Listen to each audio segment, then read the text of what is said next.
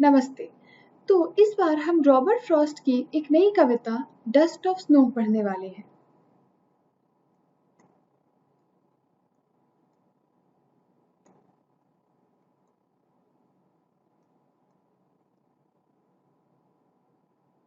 अब ये कविता आखिर है क्या? तो कविता ऐसी है। The way a crow shook down on me the dust of snow from a hemlock tree has given my heart a change of mood and saved some part of a day I had rued। तो यह जो कविता है इसका मतलब मैं आपको brief में या छोटे उसमें समझा देती हूँ कि कैसे कौवे ने मेरे ऊपर बर्फ की धूल गिराई एक हेमलॉक वृक्ष पर बैठे बैठे, जिसकी वजह से मेरा दिल यानी कि जो मेरी या फिर मनोदशा थी वह बदल गई और जो मैंने अपना दिन बर्बाद कर दिया था उसका कुछ हिस्सा बच गया। अब हम और गहराई से इस कविता को समझ लेते हैं।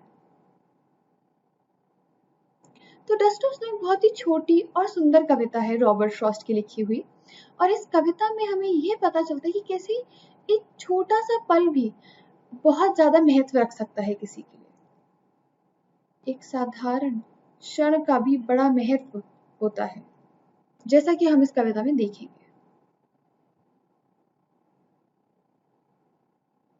तो जो कवि है उन्होंने इस कविता में कौवा और हेमलॉक वृक्ष की बात की है। अब कौवा और हेमलॉक वृक्ष क्या दर्शाते हैं? तो जो कौवा है वह एक उदास और दुखी मनोदशा दर्शाता है, जबकि एक हेमलॉक वृक्ष जो है वो एक विषैला वृक्ष यानी कि एक पॉइजनस या फिर जहरीला वृक्ष है।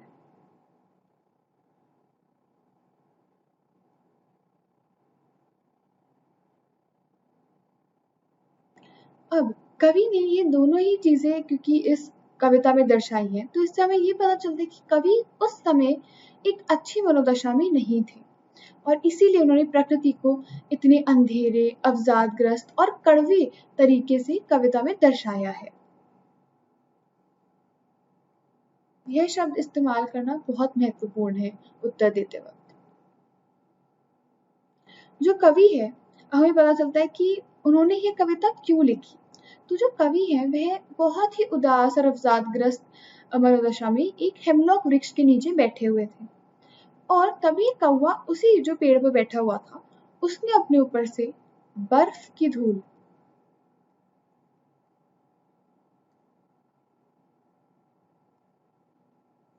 यानी कि डस्ट ऑफ स्नो अपने ऊपर से झिड़की और कवि के ऊपर गिरा दी। इतनी सी एक चीज की वजह से जो कवि थे उनकी पूरी मनोदशा बदल गई और उन्होंने ये महसूस किया कि कैसे उन्होंने अपना आधा दिन सिर्फ पश्चाताप और दुखी होने में बिता दिया है, पर उस कौवे की बर्फ की धूल गिराने की वजह से उन्हें ये महसूस हुआ कि वो अभी भी अपना बाकी का दिन इस्तेमाल या फिर उपयोग कर सकते हैं एक अच्छे तरीके से। जब उस कौवे ने बर्फ की धूल या बर्फ के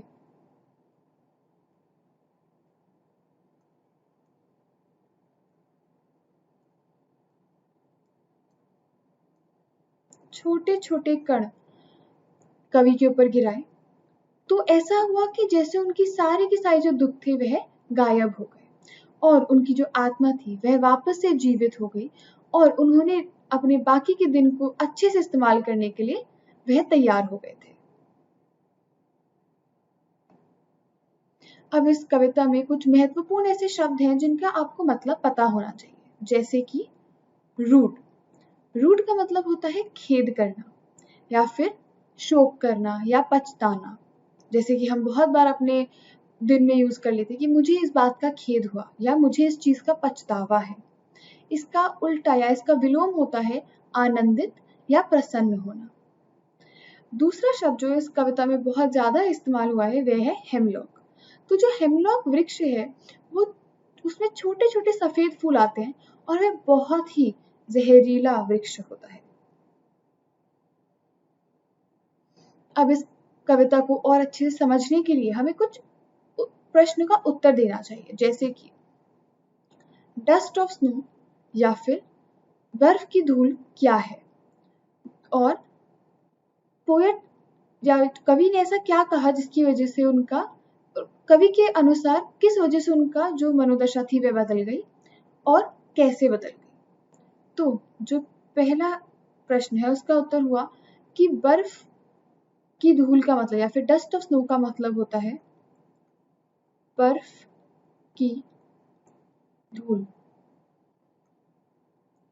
या फिर बर्फ के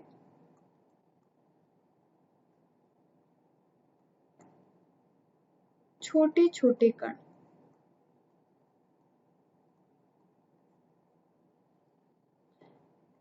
कवि के अनुसार यही वह बर्फ की धूल है जिसकी वजह से उनकी मनोदशा बदल गई। और कैसे बदल गई? क्योंकि ऐसा लगा कि ये बर्फ की धूल की वजह से उनके सारे के सारे जो दुख थे वह गायब हो गए और वह अपने बाकी के दिन को अच्छे से उपयोग करने के लिए तैयार हो गए।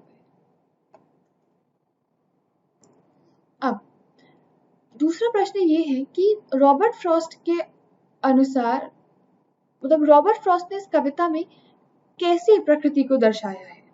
अब ये प्रश्न का उत्तर देने से पहले हमें कुछ छोटे छोटे प्रश्नों का उत्तर देना चाहिए, जिससे हमें पता चल जाएगा कि इस बड़े प्रश्न के उत्तर का क्या उत्तर है। तो पहला जो प्रश्न है वह है कि कवि ने इस कविता में कैसी चिड़ियों का इस्तेमाल किया है, और आपको क्या लगता है कि जो कौवा है क्या वो बहुत सी कविताओं में यूज हुआ है या उसका उपयोग किया गया है, और कौवे के बारे में सोचते वक्त आपके दिमाग में क्या चीजें आती हैं। तो कवि ने, जैसा कि ऑलरेडी आपको पता है, कवि ने इस कविता में कौवे का इस्तेमाल किया है, और नहीं, बहुत सी कविताओं में कौवे का इस्तेमाल या उपयोग नहीं होता है, क्योंकि कौवे को एक अपशगुन माना जाता है।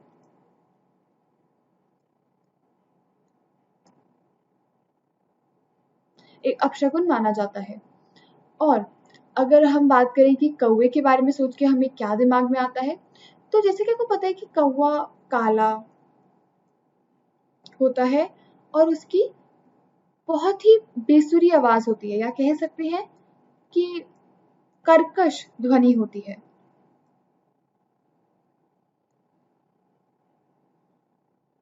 इसीलिए कौवे को कभी भी एक अच्छे नजर से नहीं देखा जाता है और कहा जाता है कि वह हमेशा बुरी खबर ही लेके आता है। दूसरा प्रश्न है कि हेमलॉक वृक्ष क्या है, और कवि जो है वो और सुंदर पेड़ जैसे कि मेपल, ओक या पाइन के बारे में क्यों नहीं लिखते। तो इसका उत्तर ये है कि हेमलॉक वृक्ष जो है वह एक जहरीला वृक्ष है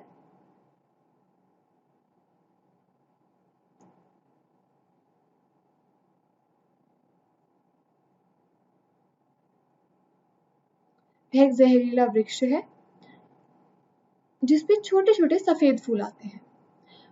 जो कवि है वो और किसी सुंदर पेड़ के बारे में क्यों नहीं लिखते, क्योंकि कवि की उस समय अच्छी मनोदशा नहीं थी।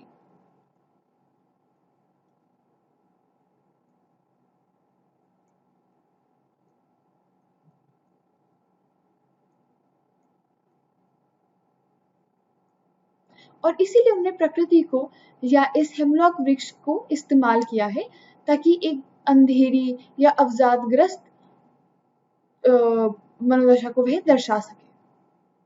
तीसरा प्रश्न है, कौवा और जो हेमलॉक वृक्ष है वह क्या दर्शाता है, खुशी या दुख। और जो डस्ट ऑफ स्नो है यानी कि जो बर्फ की धूल है जो कौवा अपने ऊपर से छिड़कता है, उसका क्या महत्व है। तो कौवा और हेमलॉक पेड़ जो है वह सौरों या कह सकते हैं कि दुख दर्शाते हैं। और जब कौवा अपने ऊपर से बर्फ की धूल झटकता है तो उससे यह हमें पता चलता है या उसका ये महत्व है कि कैसे एक बुरी चीज या कैसे एक चीज जिसको अपशगुन माना जाता है वह भी खुशी और आशा ला सकती है। इसीलिए जब कवि ने कौवे और हेमलॉक वृक्ष को इस कविता में इस्तेमाल किया है तो वह यही दर्शाना चाहते हैं कि कैसे कौवे की सिर्फ एक बर्फ की धूल झटकने की वजह से कवि की वापस से आत्मा पुनर्जीवित हो गई और उन्हें अच्छा महसूस होने लगा। अब तीसरा प्रश्न ये है कि क्या ऐसे कभी कोई समय आया है जब आपको ऐसे निराशा या उदास फील हुआ हो? और अगर आपने कभी ऐसा महसूस किया है तो क्या आपकी भी जिंदगी में ऐसा कोई पल आया है जब आप किसी एक छोटी सी चीज की वजह से आपकी वह मनोदशा बदल गई हो? इसका उत्तर सोचकर आप बताइएगा जरूर। अब अगली बार हम पढ़ेंगे इसी कविता को, लेकिन और अच्छे से। हम इसी कविता को वापस दोहराएंगे ताकि हमें और अच्छे से इस कविता के बारे में समझ आ सके, क्योंकि ये बहुत ही महत्वपूर्ण कविता है। तब तक के लिए धन्यवाद।